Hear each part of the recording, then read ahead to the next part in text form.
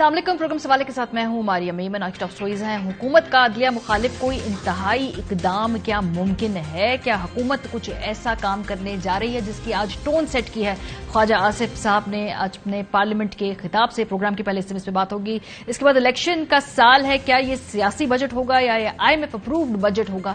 इस पे बात करेंगे प्रोग्राम के दूसरे हिस्से में, क्योंकि इलेक्शंस का दारोमदार बजट पर है हुकूमत के मुताबिक। इसके बाद सियासी मुकदमात में मजहब बतौर हथियार आज भी इस्तेमाल हो रहा है, 90 की दहाई में भी इस्तेमाल हो रहा था, तो कुछ सीखा नहीं हमने कभी भी अपनी सियासी गलतियों से। प्रोग्राम के आखिर में इस पर बात करेंगे, लेकिन आगाज करेंगे आज वजीर दिफा जो है इस मुल्क के, उन्होंने इस मुल्क की आला सिटिंग जजेस से हिसाब मांग लिया है। अपना पूरा माजी के सामने रखते हुए, उस पर नजर डालते हुए, रोशनी डालते हुए उन्होंने गिनवाया कि किन किन मकामात पर आला अदलिया ने ज्यादती की है सियासी स्टेक होल्डर्स के साथ। अब ये बात अलग है कि ख्वाजा साहब की जमात उस वक्त क्या उन अदालती इकदामात की हामी थी या मुखालिफ थी।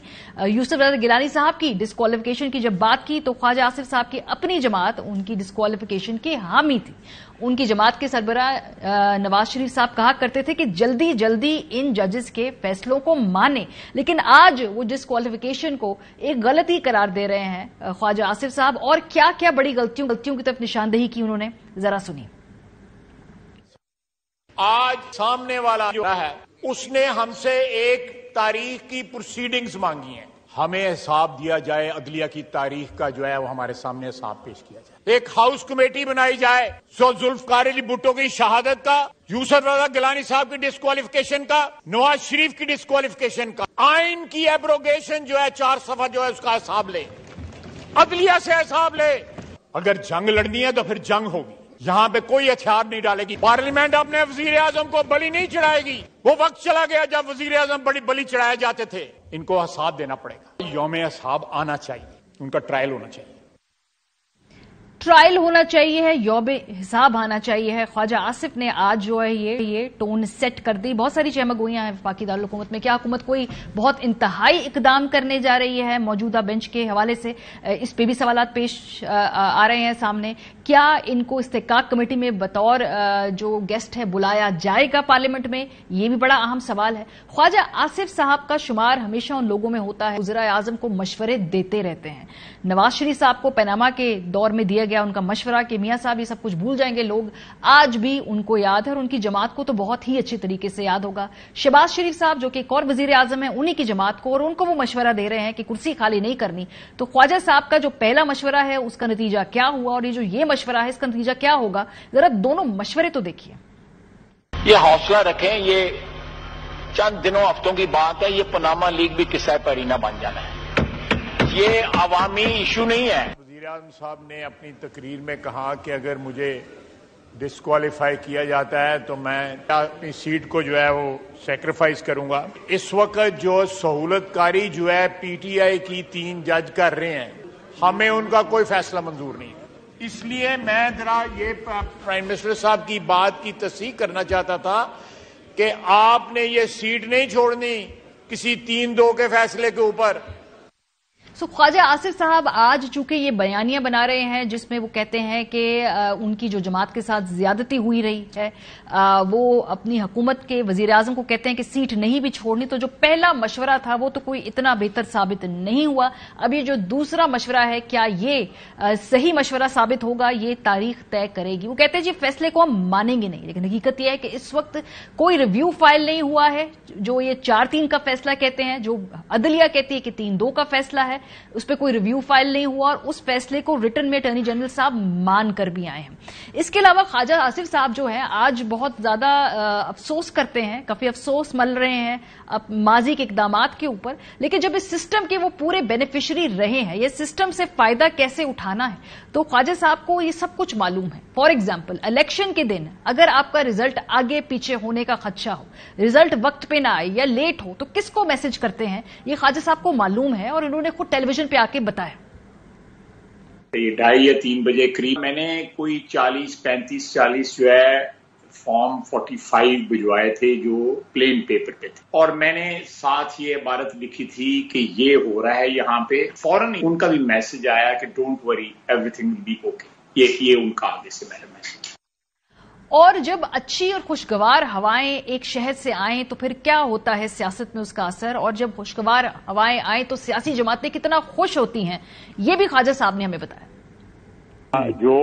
جو میں سمجھتا ہوں بڑی خوش آئند بات ہے کہ پنڈی کی طرف سے ٹھنڈی ہوا آنی شروع ہوئی ہے پارلیمنٹ کو۔ آج خواجہ صاحب کی سارا ایک جہادی، ایک جو سارا ان کے اندر کا ایک ریبل، ان کے اندر کا ایک باغی جاگ رہا ہے جو پورے نظام کی خامیوں اور کوتاہیوں کی نشاندہی کر رہا ہے، یہ خود سہولت کار رہے ہیں، اعلیٰ کار رہے ہیں ماضی میں اس طرح کے بہت سارے فیصلوں کو لیجیٹمائز کرنے کے لیے اور ان کو پولیٹیکل اونرشپ دینے کے لیے۔ بہرحال جی، آج جو یہ پورا پارلیمنٹ ورسز حکومت اور عدلیہ کے درمیان یہ سارا معاملہ ہے، یہ کس طرف جاتا دکھائی دے رہا ہے، پروگرام کے پہلے سے ہم اس پہ بات کریں گے۔ اس کے علاوہ جو یہ سارے اب فیصلے سامنے آنے ہیں، ایک مذاکراتی کمیٹی بیٹھی ہوئی ہے، وہ جو بھی فیصلہ کرے گی اس کو آئینی گنجائش دینی ہے، اس کو آئینی ایک دائرہ کار میں لے کر آنا ہے، اس پر بھی بات کریں گے۔ ہمارے ساتھ سردار لطیف کھوسہ صاحب موجود ہیں، سابق گورنر پنجاب، ماہر قانون۔ حسن رضا پاشا صاحب تھوڑی دیر تک ہمارے ساتھ پروگرام کے اندر شامل ہو جائیں گے۔ کھوسہ صاحب، اس وقت جو ہم یہ دیکھ رہے ہیں، جو زبان استعمال کی جا رہی ہے، جس حد تک یہ پولرائزیشن بڑھ چکی ہے، کیا کہیں کوئی خدشہ ہے، کوئی اندیشہ ہے کہ حکومت کوئی انتہائی قدم اٹھا بھی سکتی ہے؟ جیسے جج صاحبان کو بلانے کی بات تو کی، لیکن سر یہ نوٹیفیکیشن کے بارے میں کیا بار بار عرفان قادر صاحب آکے ہنٹ دیتے ہیں کہ ایک نوٹیفیکیشن کے ذریعے تعیناتی ہوئی تھی افتخار چودھری صاحب کی، تو کچھ نوٹیفیکیشن کے ذریعے مزید تعیناتی ہونے کی گنجائش بھی ہے، یہ کیا ٹون آج سیٹ ہوئی ہے جو پارلیمنٹ کے اندر؟ دیکھیں، عرفان قادر صاحب تو بے پر کی مار رہے ہیں۔ وہ یہ درست ہے کہ ایگزیکٹو آرڈر کے ذریعے ہی افتخار محمد چودھری صاحب کو اور اس وقت ان کو معزول ججوں کو بحال کیا گیا تھا۔ وہ آپ کو علم ہے کہ سب سے پہلے خون میں نے دیا تھا، میرے سر پر جو ہے ڈنڈے برسائے گئے تھے، مال کی سڑک پر خون کی ہولی میرے ہی سے شروعات ہوئی تھی، جو ہم نے تحریک چلائی تھی نہ صرف عدلیہ کی بحالی کے لیے بلکہ آئین کی بحالی کے لیے اور ڈکٹیٹرشپ کے خاتمے کے لیے۔ ہمارا ایک بڑا براڈ بیسڈ یہ کال تھا، نیشنل کال تھا، جس میں ساری قوم نے نہ صرف وکلاء کے ساتھ ہم آہنگی دکھائی اور ہم اس پر کامیاب بھی ہوئے، اور اس میں جو ہے یقیناً ایگزیکٹو آرڈر کے ذریعے ہوا تھا، لیکن وہ 23 مارچ سے اس کی جو ہے یا 24 مارچ سے ہم نے افتخار محمد چودھری صاحب کو نوٹیفیکیشن پہلے ہوا تھا، لیکن وہاں سے ان کو جو ہے بحال کیا تھا جب جسٹس ڈوگر جس تاریخ کو وہ ریٹائر ہوئے تھے، تو اس لیے اور اس کو پھر جو ہے سینکٹیفائی کیا، خود عدالت نے سینکٹیفائی کیا۔ تو اب کسی ایگزیکٹو آرڈر کے ذریعے تو ہو ہی نہیں سکتا ہے یہ جو محترم عرفان قادر صاحب کہہ رہے ہیں، اس لیے یہ تو آؤٹ آف کوسچن۔ کھوسہ صاحب کو کیا لگ رہا ہے کوئی ایڈونچر یا اگر ہم کہیں مس ایڈونچر جو ہے اس موقع پہ، کیا آپ کو کوئی سنگن ہے، کوئی اس کو کیا کچھ ایسی سینس ہے آپ کی، یا سینٹی ول پریویل اور ایونچولی یہ کرائسس بہتر ہوگا، تھوڑے سے سب لوگ پیچھے پیچھے جائیں گے؟ نہیں ماریا، سینٹی وینٹی کا تو سوال ہی پیدا نہیں ہوتا ہے۔ دیر از نو سینٹی ان دس گورنمنٹ، یہ سینٹی والی بات بھول جائیں، یہ تو سیاسی شہید بننے کے چکر میں ہے۔ دیکھیں، حکومت کا وجود ہی ایگزسٹ نہیں کرتا ہے، اب فری فار آل ہے۔ 2/3 تو ویسے ہی ریاست غیر فعال ہے، 2/3 ریاست غیر آئینی ہے، جس میں کوئی قانون کی بالادستی، کوئی قانون کی جو ہے حکمرانی، کوئی قانون اور آئین کا وجود نہیں ہے، یعنی پنجاب میں اور خیبر پختونخوا میں جو 2/3 پاکستان بنتا ہے۔ تو اس لیے حکومت بہت ہی کمزور وکٹ پر ہے۔ اگر 180 لوگ جو بیٹھ کے وزیر اعظم کو خیر سے ووٹ آف کانفیڈنس دیتے ہیں، تو یہ ٹرنکیٹڈ پارلیمنٹ جو ہے، یہ جو بغیر اپوزیشن کے بیٹھی ہوئی ہے، یہ بغیر اپوزیشن کے کوئی پارلیمنٹ کا وجود ناپید ہے، جمہوریت نہیں ہے، ریاست نہیں چل سکتی ہے۔ تو یہ تو ریاست بہت اس وقت حکومت بہت کمزور وکٹ پر ہے۔ حکومت کوئی ایسا مس ایڈونچر نہیں کر سکتی ہے۔ میں تو کہتا ہوں کریں، اور پھر اس کا بیک لیش دیکھیں، کیسے وکلاء برادری اور کیسے عوام کھڑی ہوتی ہے۔ دیکھیں جو بنیاد بنیادی مسائل ہیں، عوام کو ایک دھیلے کی ریلیف نہیں مل رہی ہے. 0% آپ کی جی ڈی پی ٹھیک بات ہے. اس وقت سارا فوکس بجٹ پہ اور اس پہ ہونا چاہیے. بہرحال ایک نیا پولیٹیکل کانسٹیٹیوشنل کرائسس ہر ہفتے جو ہے وہ کہیں نہ کہیں سے جنم دیتا ہے. کچھ کریٹ کیے جاتے ہیں، کچھ جو ہے ریاکشنری طور پہ بن جایا کرتے ہیں. ہمارے ساتھ حسن رضا پاشا صاحب جوائن کر چکے ہیں، چیئرمین پاکستان بار کاؤنسل. السلام علیکم پاشا صاحب. آپ نے آج یہ تقاریر سنی ہیں جو پارلیمنٹ کے اندر ہوئی ہیں اعلیٰ عدلیہ سے متعلق؟ خواجہ آصف صاحب نے جو گفتگو کی. ہاں، وہ خواجہ آصف صاحب والی تقریر سنی ہے. میں کوئی اس تقریر کو اپریشیٹ نہیں کروں گا. ججز کے متعلق ایسی باتیں نہیں کرنی چاہیے. کنڈیم تو کر دیں گے آپ؟ میں کنڈیم یہاں دیکھیں، میں کہہ رہا ہوں کہ وہ نہیں ہے اور ایسی باتیں نہیں کرنی چاہیے. تو اسی تناظر میں کہہ رہا ہوں نا سر. اس سے پہلے نا کیونکہ دیکھیں بات یہ ہے، سخت سٹیٹمنٹس آتی رہی ماضی میں نا، بات یہ ہے کہ اگر صرف پارلیمان کی طرف سے ہونا پھر ایک بات ہے. آج سپریم کورٹ کی جب ہیرنگ ہوئی اس وقت میں موجود تھا. میں نے ریکویسٹ کی، آپ کو بھی پتہ چل گیا ہوگا. جی جی. اس پہ آنریبل چیف جسٹس صاحب نے فرمایا کہ ہمیں اعلیٰ عدلیہ کو پلیوٹ کیا جا رہا ہے. تو یہ بات نہیں کرنی چاہیے تھی. ود ڈیو ریسپیکٹ میں عرض کروں گا، وہاں بھی میں حیران ہو گیا. چیف جسٹس صاحب جیسے زیرک انسان بڑے سر ہو نہیں رہی سیاسی پلیوٹ، بیکاز اب جلسوں کے اندر دیکھیں کون کر رہا ہے، کون کر رہا ہے، تصاویر چلائی، کس نے کیا ہے؟ پی ایم ایل این نے کی، انہوں نے سٹنگ ججز کی تصاویر چلائی. دونوں پارٹیاں کہہ رہی ہیں کہ ہم آئین کے ساتھ ہیں، ہم سپریم کورٹ کے ساتھ ہیں. اب دونوں کی سپریم کورٹ دیکھیں تو ایک کی سپریم کورٹ الگ ہے، دوسری کی الگ ہے، اور دونوں کا فل بینچ کا کانسیپٹ بھی ڈیفرنٹ ہے. آئین الگ ہے، ایک کا آئین الگ ہے، اور دونوں آئین کے ساتھ کھڑی ہیں، دونوں سپریم کورٹ کے ساتھ کھڑی ہیں.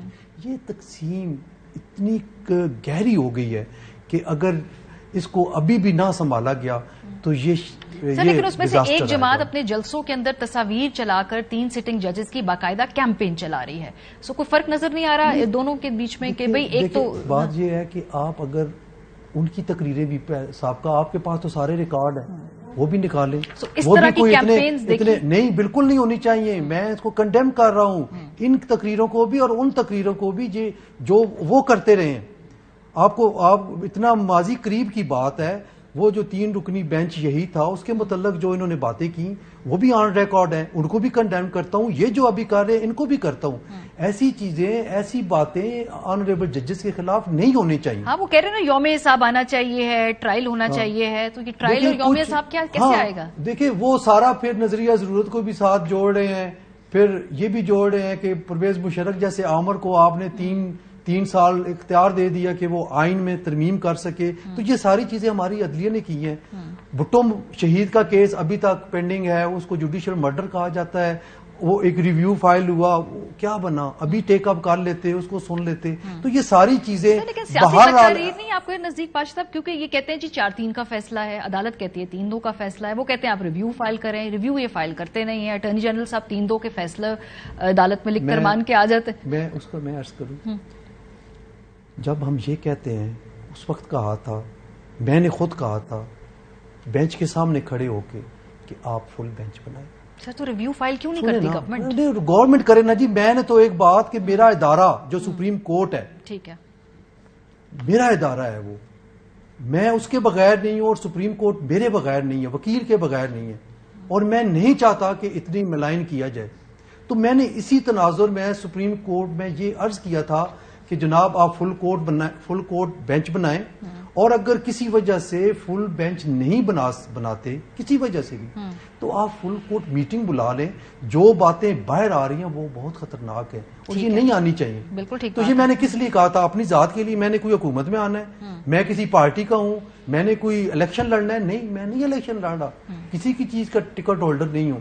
میں اپنی یہ مزدوری کر رہا ہوں. اور یہاں پہ ایک چلو لائرز کا ایک ہے، میں نے مجھے یہ اعزاز ملا ہے کہ میں آپ کا خیال ہے کہ چونکہ وجوہات فراہم کی جا رہی ہیں اس وجہ سے بھی یہ سیاسی طور پہ بیک لیش آ رہا ہے. کوسا صاحب اس سے پہلے بھی ہمیشہ سیاسی بیانیے اور عدالت کے درمیان جو ہے یہ ایک ہمیشہ سے رہا ہے، ٹینشن رہی ہے بہت سارے مقامات کے اوپر. ہم نے گیلانی صاحب کے دوران بھی دیکھا، ظاہر سی بات ہے ایک سیاسی بیانیہ بنایا جاتا ہے اور پھر اس کے بعد ایک جو بھی فیصلہ ہے اس کو مانا بھی جاتا ہے. اس مرتبہ کیا مختلف ہے سر؟ کیونکہ وہ کہتے ہیں کہ چونکہ بینچ سے اس قسم کے ریمارکس آتے ہیں، اس کے اندر سے ہی کچھ ڈفرنس آف اوپینین ہے، اس وجہ سے جواز ملتا ہے، وجوہات ملتی ہیں اور پھر ایسی تقاریر ہوتی ہیں. نہیں دیکھیں ہماری اب بڑی بدقسمتی ہے، ذرا اپنا آپ ٹریس کیجئے گا. اپنا جب بھٹو صاحب کو پھانسی دی گئی تو ماشاءاللہ مسلم لیگ نواز نے مٹھائیاں بانٹیں. یہ ضیاء الحق کے ساتھ اس وقت تھے اور ضیاء الحق کو یہ جو ہے پتہ نہیں کیا کیا القابات دیتے تھے. جب گیلانی صاحب کے خلاف ہوئی تو اس وقت بھی نواز شریف نے کہا نیچے اترو نیچے اترو، بنانا ریپبلک نہیں بننے دیں گے. جس ملک میں سپریم کورٹ کے فیصلے کو نہیں مانا جاتا ہے وہ ملک جو ہے اس کا کوئی آئین نہیں ہوتا ہے، اور آئین کی بالادستی وغیرہ وغیرہ جتنی بڑی بڑی لمبی لمبی باتیں کی تھیں اس وقت جو ہے یہی تھے. یہ مفادات کی جنگ ہے بدقسمتی سے. جب ان کو سوٹ کرتا ہے 1997 میں دیکھیں انہوں نے کیا کیا تھا. 1997 میں بھی انہوں نے ایگزیکٹلی یہی حرکت کی تھی کہ عدالت پر حملہ کیا تھا انہوں نے، جب محترم نواز شریف صاحب نے اسی قسم کی تقاریر کی تھی جو خواجہ آصف نے کی ہیں. تو اور سجاد علی شاہ چیف جسٹس نے انہیں توہین عدالت کے لیے نوٹس دیا تھا تو اس وقت بھی ان کا موقف یہ تھا کہ آرٹیکل 69 میں ہمیں تو استثناء ہے. حالانکہ آرٹیکل 68 کو نہیں دیکھتے ہیں کہ ججز کے خلاف آپ ہرزہ گوئی نہیں کر سکتے، یہ زبان نہیں استعمال کر سکتے. لیکن اس وقت انہوں نے جو ہے آپریشن کیا، کوئٹہ آپریشن، چمک کی ریت انہوں نے ڈالی. اس وقت انہوں نے جو ہے عدالت کو دو لخت کیا. اس وقت انہوں نے جو ہے پولرائزیشن کر کے چیف جسٹس کو غیر فعال کروایا اور دو ججز، دو جوڈیشریز بنی، دو سپریم کورٹ بن گئے اور ایک عجیب قسم کا انہوں نے ماحول پیدا کیا جس میں وہ دنیا میں جگ ایسائی ہوئی کہ آپ کی سوچ ہے.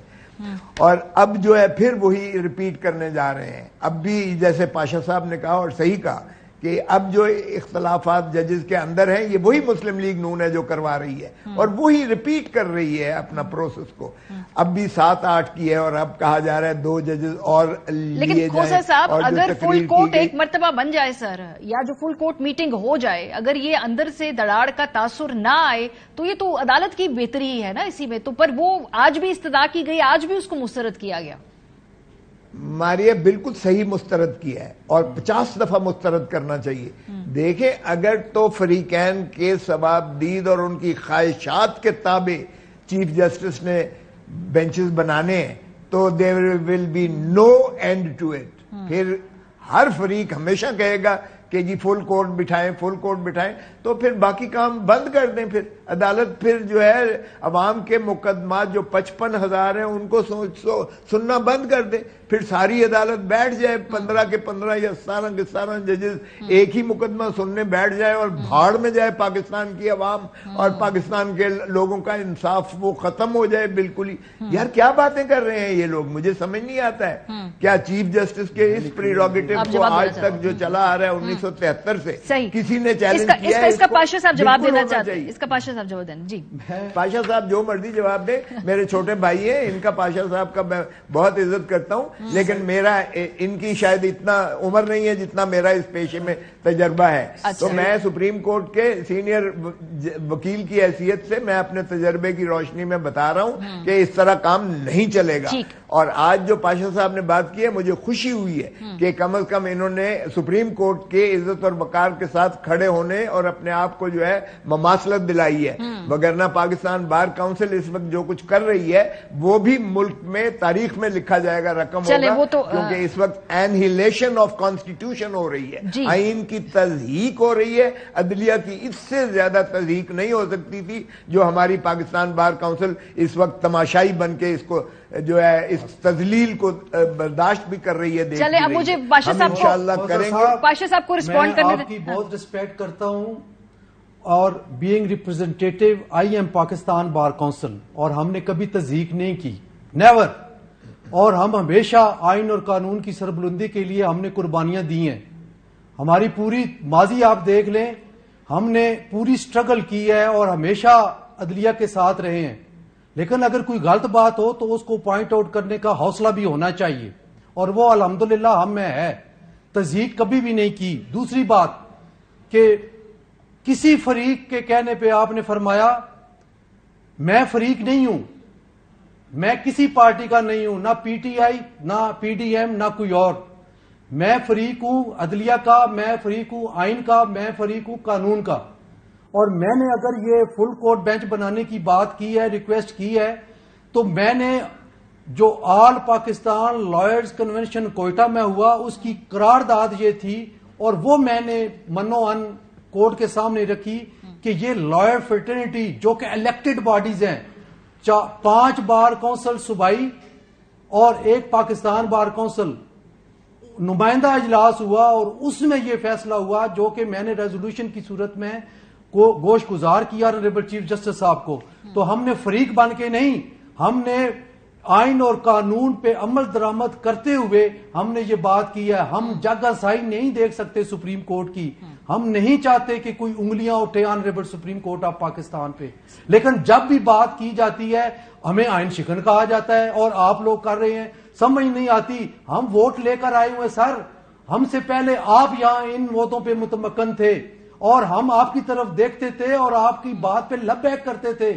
آج آپ ایک علیحدہ گول مول کانفرنس کر کے بغیر نمائندوں کے بلائے ہوئے آپ جو ہے وہ ہم پہ مسلط کیسے کر سکتے ہیں؟ یہ بات نہ کریں. ہم ابھی بھی آپ کی طرف کرنے جا رہے ہیں اور ہم یہ چاہتے ہیں کہ آپ ایسی بات کریں، آپ ہم کو لے کے چلے ساتھ، لیکن آپ جب ایک پارٹی کے سائڈ پہ کھڑے ہو جاتے ہیں تو ہم ایسا نہیں کر سکتے. ہم درمیان میں کھڑے ہو کے ہم نے وہ سارا کام کرنا ہے جو آئین اور قانون کے مطابق ہونا ہے. وہ 3-2 والے بھی سپریم کورٹ کے ججز ہیں اور 4-3 والے بھی سپریم کورٹ کے ججز ہیں. وہ سیشن ججز یا ہائی کورٹ کے ججز نہیں ہیں. وہ بھی میں کہتا ہوں کہ سپریم کورٹ پوری کی پوری 15 ججز پہ مشتمل ہے، کوئی پک اینڈ چوز نہیں ہونی چاہیے. میں تو اتنی بات کر رہا ہوں سر. چلے سر، وہ صرف یہ کہتے ہیں کہ جب یہ کیمپین چلتی ہے نا، فار ایگزامپل یہ سوال پیدا ہو رہا ہے کہ 3 جو ججز ہیں ان کو استحقاق کمیٹی میں پیش کرنا چاہیے، تو وہ آنا چاہیے انہیں. میں کہہ جو چکا ہوں کہ نہیں. تو سر یہ پھر جس طرح کہ سر ایک کنسسٹنٹ کیمپین چل رہی ہے نا، تو وہ اس کو ایڈریس کرنا ہے. وہ پولیٹک، اب دیکھیں I am not Muslim League Noon, I am not PTI ٹی آئی، میں نہ اس کو اون کر سکتا ہوں نہ اس کے خلاف. میں اتنی بات میں اس کو کنڈیم کرتا ہوں کہ ججز کو استحقاق کمیٹی کے سامنے پیش کرنے والی بات غلط ہے، نہیں ہونا چاہیے. چلے جی، یہ بات کر رہا ہوں. جی کھوسا صاحب آپ کوئکلی سوال پوچھ لیں، پھر مجھے آخری سوال پوچھنا ہے آپ سے. جی ماریا، مجھے سوال پوچھنے کی ضرورت نہیں ہے، لیکن 1 سیکنڈ میں ذرا 1 منٹ بتائیں کہ کیا آئین میں نہیں لکھا ہوا کہ 90 دن کے اندر الیکشن ہونے چاہیے؟ کسی نے کنڈیم کیا ہے کہ 90 دن کے اندر پاکستان بار کاؤنسل کیوں نہیں کہہ رہی اس کو کنڈیم کر رہی؟ ہم نے کہا ہے کہ 90 دن میں ہونا چاہیے. کیوں نہیں کنڈیم کیا؟ ہم نے بار بار ہر پروگرام میں، بلکہ ماریا کے پروگرام میں ہم نے لکھا ہوا ہے کہ 90 دن کے اندر ہونا چاہیے. وائلیٹ ہو گیا، وائلیٹ ہو چکا ہے، بیکاز 90 دن میں الیکشن نہیں ہوئے. سر سپریم کورٹ آف پاکستان نے خود ایک ونڈو چھوڑی اور سپریم کورٹ کو ایک آپ جی سر میری بات تو یہ نہیں ہے کیا آئین کی مینڈیٹ ہونی چاہیے یا نہیں؟ بات نہیں کرنے دیتے، دبا دیتے ہیں. کے پی اور پنجاب میں آئین شکنی ہوئی ہے کہ نہیں ہوئی؟ کانسٹیٹیوشن وائلیٹ ہوا ہے کہ نہیں ہوا؟ میں آپ کو بتاؤں اتنی سی بات ہے، جب بھی کوئی اوور ڈوئنگ ہوتی ہے اور ٹریک سے جو روٹین کا ٹریک ہے اس سے ہٹ کے کوئی بات ہوتی ہے پھر گڑبڑ ہوتی ہے. کاش honourable supreme court of Pakistan I C A کا جو لاہور ہائی کورٹ میں پینڈنگ تھی، ٹھیک ہے، اور جو پٹیشن پشاور ہائی کورٹ میں پینڈنگ تھی، ان کا فیصلہ وہ سپریم کورٹ کا معاملہ ہے جو اس وقت نگران حکومتیں ہیں وہاں پہ، وہ انتظار کر لیتے. 185 میں 6 دن کے بعد یہی معاملہ ان کے پاس آ جانا تھا. 184(3) کی سر تو آپ کہہ رہے سپریم کورٹ اس کو بہتر مینج کر سکتی تھی. میں اگری کرتے ہوئے آپ سے اگر یہ سوال پوچھوں، کیا پنجاب اور کے پی کے اندر وقت پہ الیکشن نہیں ہوئے ہیں تو کانسٹیٹیوشن جو ہے وہ وائلیٹ ہو چکا ہے as of right now? Constitution violation والی بات تو میں نہیں کرتا کہ سپریم کورٹ آف پاکستان نے خدا نخواستہ نہیں سر، جو موجودہ سیٹ اپ ہے سر، جو موجودہ کیئر ٹیکر سیٹ اپ ہے، آپ کی بات 30 اپریل کی ڈیٹ دے کے آپ 90 دن سے آگے چلے گئے، اس کو بھی چھوڑ دیں. پھر 14 مئی کی ڈیٹ دے کے آپ آگے چلے گئے. یہ نہیں ہونا چاہیے تھا. بڑا سمپل سوال ہے کہ سپریم کورٹ بہتر مینج کر سکتی تھی ان اگریمنٹ. کے پی اور پنجاب کے اندر جو اس وقت حکومتیں ہیں، کیا یہ آئین وائلیٹ ہوا ہے یا نہیں ہوا؟ الیکشن 90 دن سے آگے ہوئے، الیکشن وقت پہ نہیں ہوئے. دیکھیں جو نوٹیفیکیشن ہوا ہے دونوں حکومتوں کا وہ پڑھا ہے آپ نے؟ جی اس میں کیا ایشو؟ اس میں کوئی ڈیٹ کٹ آف ڈیٹ نہیں ہے سر آئین میں تو ہے سر، اس وقت تک ہے جس وقت تک نئی اسمبلی کا انتخاب نہیں ہوتا. اب کیا وٹ ڈو یو تھنک کہ کیا کوئی ایڈمنسٹریٹو آرڈر آئے گا؟ نو. کیا کوئی اور آرڈر آئے گا؟ نئی کیئر ٹیکر حکومت بنے گی؟ سر ہم سمجھتے ہیں کہ ڈیسنسی ہوگی جس میں تمام ادارے جو آئین کو فالو کرتے ہوئے وقت پہ الیکشنز کال کر دیں گے. مجھے سیگمنٹ کو سمیٹنا ہے. کھوسا صاحب آپ سے امپورٹنٹ سوال ہے سر. آج جو ہم نے دیکھا ہیئرنگ ہوئی ہے ARY کے اوپر بڑا نظر کرم ہے، ہمارے کیسز بنا دیے.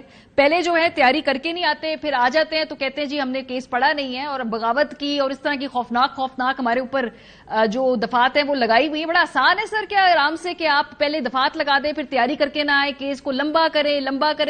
آج آپ پیش ہوئے اس کیس میں نا.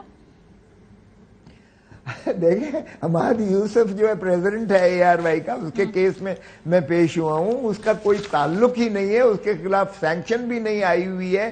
وہ شہباز گل نے کوئی پروگرام کیا تھا، اور وہ جو ہے آپ کی اینکر بھی کوئی اور تھی جو کرنے والی تھی.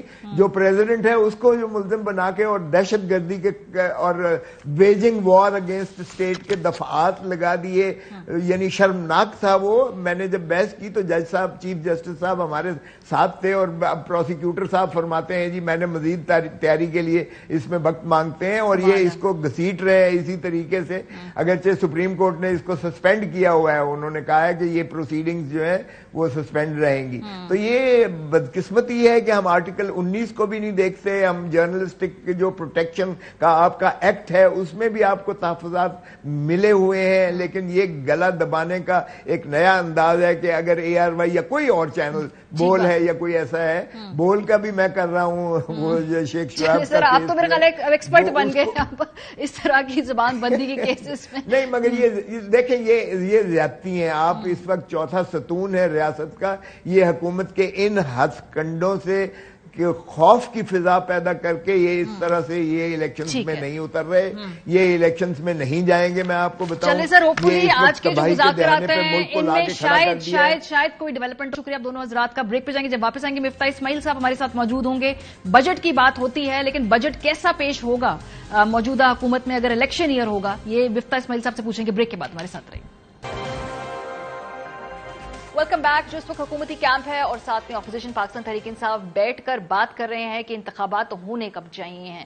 حکومتی کیمپ سمجھتا ہے کہ بجٹ دینے کا ان کو اس وقت موقع ملنا چاہیے، کوشن ملنا چاہیے. PTI جو ہے وہ بہرحال اپنے الیکشن کے حوالے سے کہتی ہے کہ بجٹ یہ حکومت نہ دے، جو آنے والی حکومت ہے وہ دے، ورنہ وہ پھنس جائے گا جو بھی اقتدار کے بعد واپس آیا. سو اس حوالے سے جو PMLN کی کیٹیگوریکل پوزیشن ہے وہ کہتے ہیں ہمارا حق ہے کہ بجٹ. خرم دستگیر صاحب، خواجہ آصر صاحب اس کے بارے میں بار بار بات کر چکے ہیں، ذرا آپ بھی سنیے. بجٹ پیش کرنا ہمارا فرض بھی ہے اور ہمارا حق بھی ہے.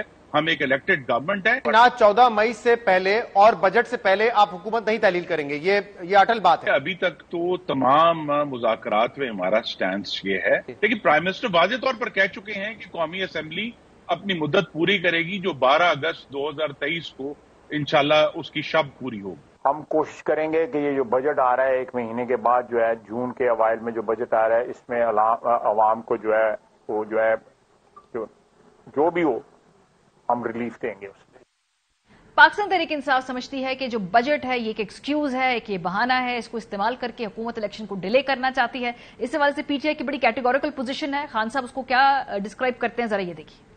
کل ہم نے ان سے مذاکرات میں ایک بات کہنی ہے، اگر 14 مئی سے پہلے آپ اپنی اسمبلیاں ڈیزالو کرتے ہیں ہم تیار ہیں جوائنٹ الیکشن کے لیے. لیکن اگر یہ بہانے مار رہے ہیں کہ بجٹ دے کے تو اس کے بعد الیکشن ہوگا، کسی غلط فہمی میں نہ رہیں. ہم سپریم کورٹ کے پاس کہیں گے کہ جی ہمیں پنجاب کا الیکشن چاہیے اور پختونخوا کا الیکشن چاہیے. اگر یہ الیکشن سے اب مسئلہ یہ ہے کہ اس وقت اگر انتخابات سے پہلے بجٹ دینا ہے تو پاکستان کی سیاسی حکومتوں کا ایک وتیرہ رہا ہے کہ بجٹ ہمیشہ الیکشن ایئر میں وہ دیا جاتا ہے جہاں پر عوامی ریلیف کے پروجیکٹس اناؤنس کیے جائیں، لوگوں کو جنرلی بہت سارے معاملات میں ٹیکس کٹوتیاں اور چھوٹ دی جائے. لیکن اس وقت IMF کے پروگرام چونکہ ابھی تک ہمارا فائنل ہو نہیں پا رہا ہے تو یہ حکومت ایسا کوئی بجٹ دینے کی پوزیشن میں نہیں ہے. سو اب سوال یہ ہے کہ کیا وہ یہ بجٹ دیں گے جو IMF اپرووڈ ہوگا؟ اگر ایسا ہوگا تو پھر یہ اکتوبر میں الیکشن میں کس منہ سے جائیں گے؟ یا تو اگر ابھی IMF IMF अप्रूव बजट दिया तो इसका मतलब है कि क्या अक्टूबर में इलेक्शन नहीं होंगे? बात करेंगे, हमारे साथ मौजूद है डॉक्टर मिफ्ता इस्माइल साहब, साबिक वजीर खजाना है। बहुत शुक्रिया मिफ्ता साहब में ज्वाइन करने के लिए। अभी तो पहले जो सारी कॉन्वर्जेशन इलेक्शन के हवाले से जो मुज़ाकरात होने हैं उसमें एक नुक्ता जो बहुत ज्यादा उभर कर सामने आ रहा है वो बजट के हवाले से। जो मौजूदा गवर्नमेंट है वो कहती है कि बजट हम दे के जाना चाहते हैं, जो PTI है वो कहती है कि भाई इलेक्शन होने दें, उसके बाद जो आए वो अपना बजट दे। क्या ये सही सियासी फैसला होगा कि अगर मौजूदा जो गवर्नमेंट है वो कहे कि जी बजट हम देकर जाएंगे इस वक्त? दैट मारिया डिपेंड्स ऑन कि हुकूमत कब तक है। अगर हुकूमत मई और जून के महीने तक है तो मेरे ख्याल से बजट देना जो है वो ज्यादा मुनासिब होगा। फिर जो भी हुकूमत आती है केयरटेकर के बाद वो बजट में तब्दीली ला सकती है अपनी मर्जी से।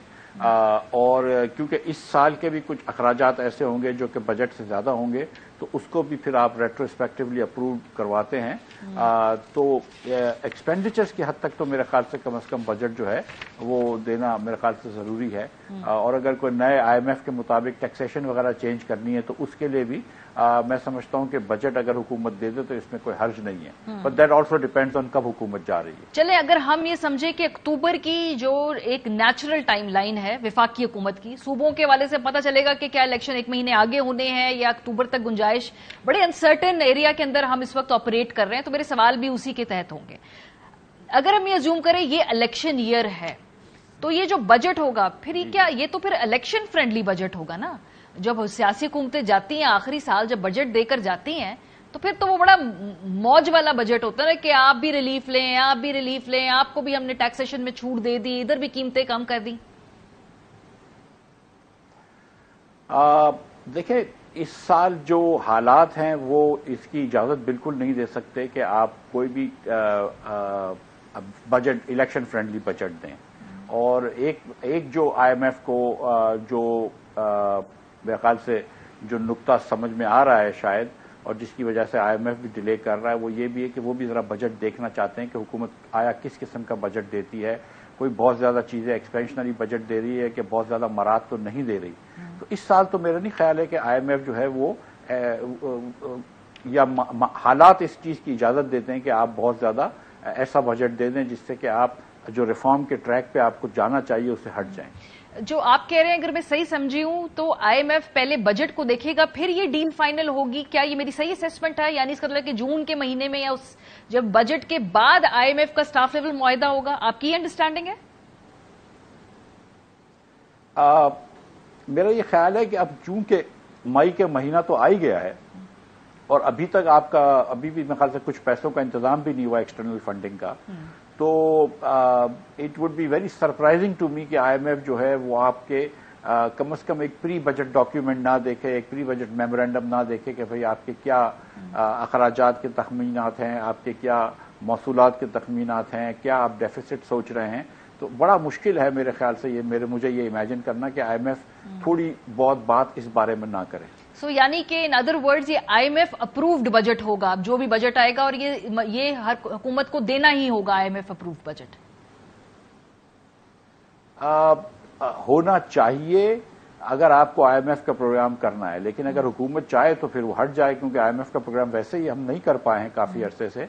तो हुकूमत अगर ये सोच रही है कि हमको थोड़े दिनों में जाना है तो जरूरी नहीं है, लेकिन मेरा ये ख्याल है कि हालात इस चीज की गुंजाइश नहीं दे रहे।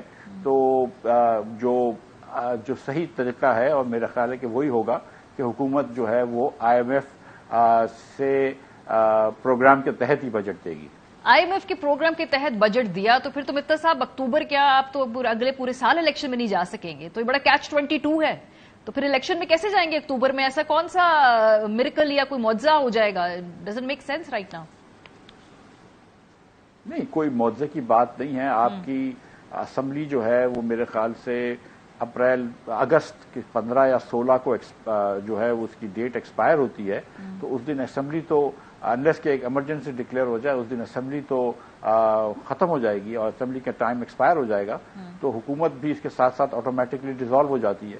तो इलेक्शंस तो फिर उसके केयर टेकर उसके बाद आ जाएगा, फिर इलेक्शंस का माहौल शुरू होगा। हाँ, लेकिन अगर IMF अप्रूव्ड बजट जो कि एक लॉजिकली इस वक्त देना चाहिए, अगर वो देती है मौजूदा गवर्नमेंट, डार साहब वो बजट देते हैं, और उसके बाद अगर 2 महीने बाद असेंबलियां टूटती हैं और इलेक्शन में जाते हैं और उसके जो सारे सम्राट हैं वो कोई और सियासी मुखालिफ यानी कि इमरान खान साहब लेट्स अज्यूम समेट कर ले जाते हैं, तो फिर वो क्यों देंगे ऐसा बजट कि जहां पे IMF की अप्रूवल जरूरी है?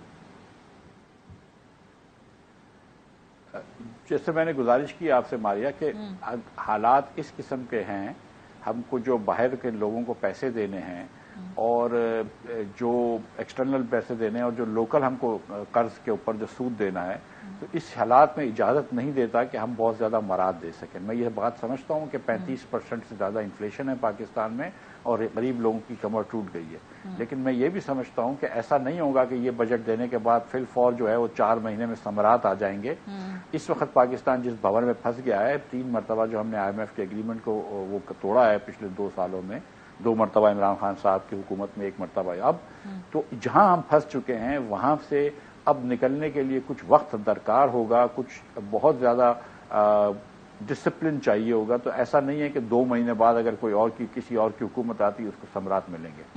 मिफ्ता साहब, चूंकि आप PMLN में काफी अरसे काम भी किया है, उसके मिजाज को भी समझते हैं, अब अगर इलेक्शन ईयर है तो एक तरफ तो जाहिर सी बात है इलेक्शन में जाना है, उसके लिए आपको एक रिलीफ वाला बजट देना होगा, लेकिन दूसरी तरफ IMF की भी इस वक्त जो शराइत है बड़ी सख्त है। क्या लगता है आपको, मतलब कि ये जो डिसीजन जो है करना मुश्किल तो बहुत है, लेकिन फिर अगर इलेक्शन में जाना है तो पॉसिबिलिटी ज्यादा किस बात की है, जरा थॉट प्रोसेस के तहत अगर हम चले PMLN के?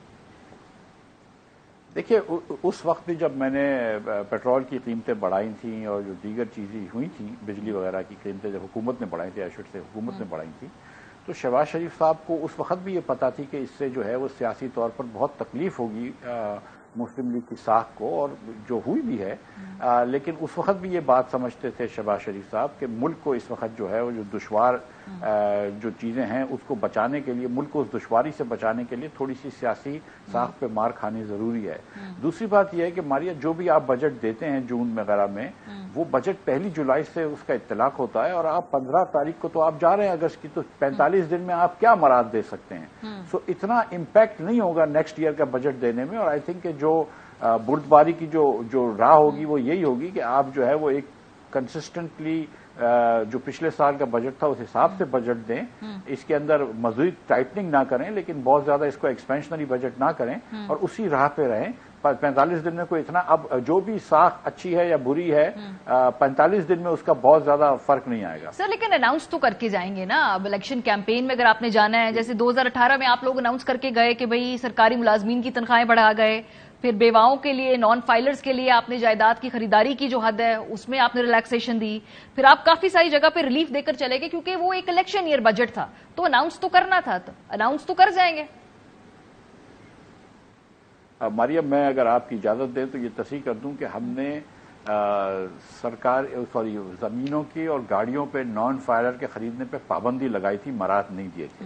हमने कहा था कि आइंदा जो है वो नॉन फाइलर्स जो हैं वो ना गाड़ी खरीद सकते हैं, ना 40 लाख रुपए के ऊपर की कोई प्रॉपर्टी। लेकिन सर आखिरी साल में आपने वो हद बढ़ा दी थी, तो वहां थोड़ा रिलीफ दे दिया था। मैं उसका नहीं, पहली मर्तबा ही हमने ये पाबंदी लगाई थी, उससे पहले की ये पाबंदी नहीं थी।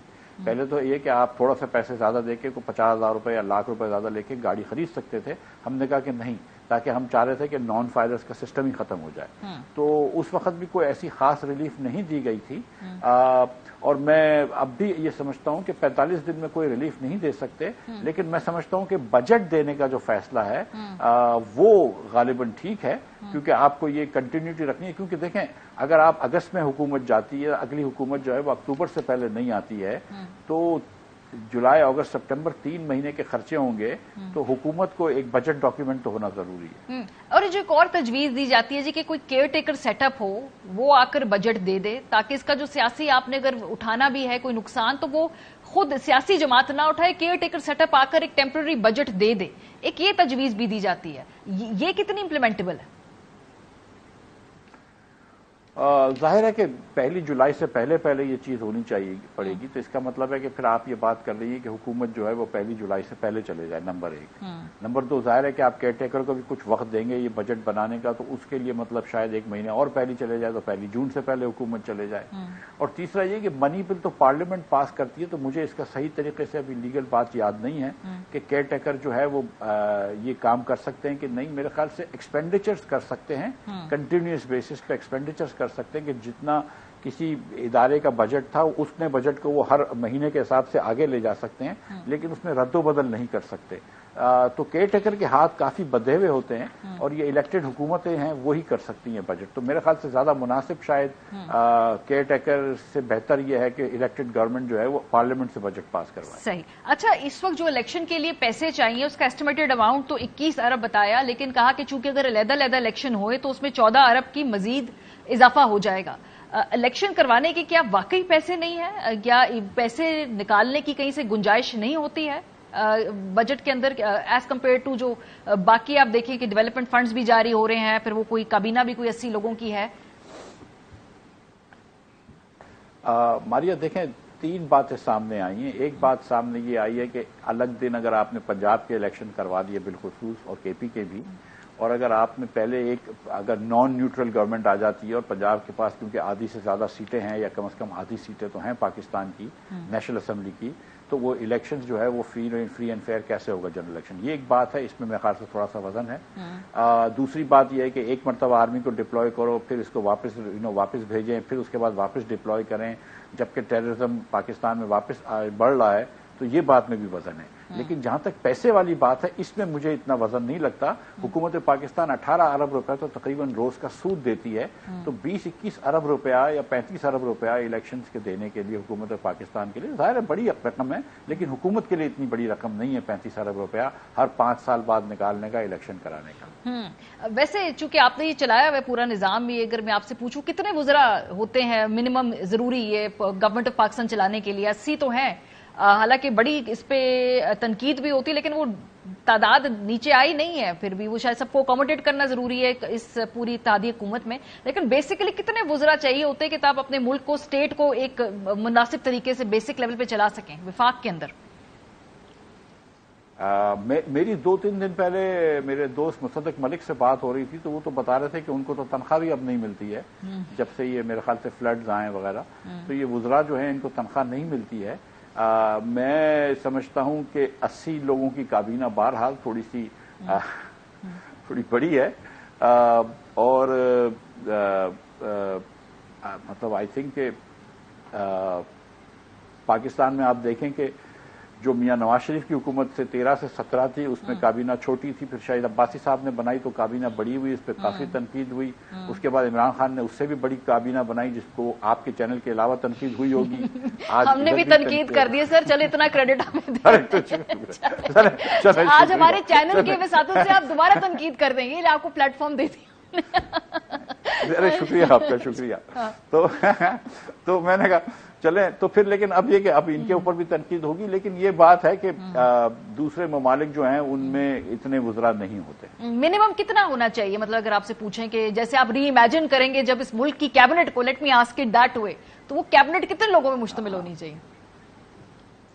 میں سمجھتا ہوں کہ 15 سے 20 لوگ جو ہیں اتنے ڈویژن سے زیادہ ڈویژنز نہیں ہونے چاہیے۔ بہت شکریہ، ہمارے ساتھ مفتاح اسماعیل صاحب موجود ہیں۔ بریک پہ ہم جائیں گے، جب واپس آئیں گے تو سیاسی مقدمات کے اندر اب ہم دیکھ رہے ہیں کہ بہت زیادہ مذہبی رجحان کے حوالے سے اور جو مذہبی رنگ ہے اس کو شامل کیا جا رہا ہے۔ بریک کے بعد پہ بات کریں گے، ہمارے ساتھ رہیے۔